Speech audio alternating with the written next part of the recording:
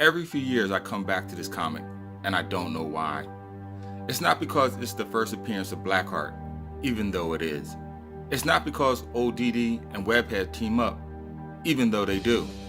They have collaborated so many times before.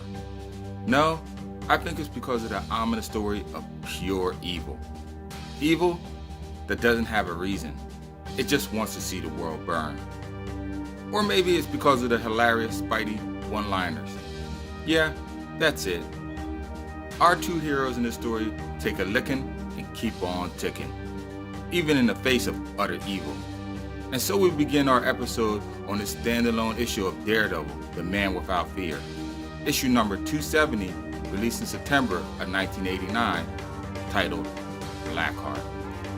Now Blackheart you may have seen and even played as in the old arcade game Marvel vs. Capcom 2. I always thought he was an interesting character then, with his large selection of moves.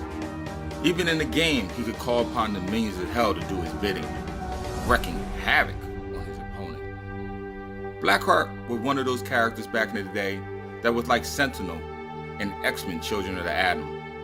He had a large repertoire of attacks that took a little time to master, but when you did, watch out.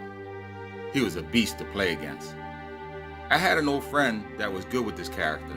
Shout out to you if you ever see this video. Anyhow, like always, I digress. This issue is cool because you learn a number of things about Blackheart. One, he was created on a grassy knoll that had a sordid history of violence and death. His father is Mephisto, Marvel's version of the devil, Satan, Beelzebub, and the Prince of Lies.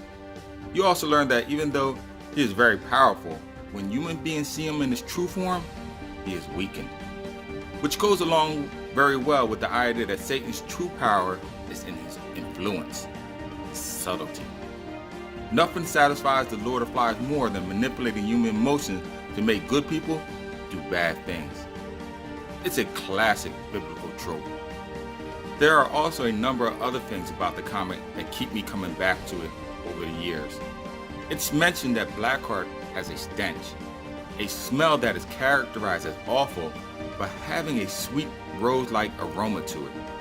I take this as a bittersweet suggestion, kind of like it feels good to be bad.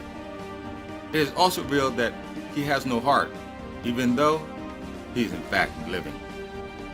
Another thing I noted is that his presence has an effect on people, on a subconscious level, as demonstrated by Daredevil's actions. If you know anything about DD, it is that he doesn't prefer to kill. Yet throughout the comic, his actions are deadly from the start. In fact, Spider-Man mentions this to him in the comics, saving Matt Murdock not only from Blackheart's attacks, but from himself as well, in the sense of what Daredevil could become if he let his murderous actions take hold of him. By now, I should have whetted your appetite, or at least piqued your interest to read this issue, saying nothing to the fact that the artwork is great. Of course, if I forgot to mention it, it was done by the great John Romita Jr. Each panel is impactful and expressive, allowing the reader to really get submerged in the story. That is why I give this issue a ranking of 4.0 out of 5, a great read.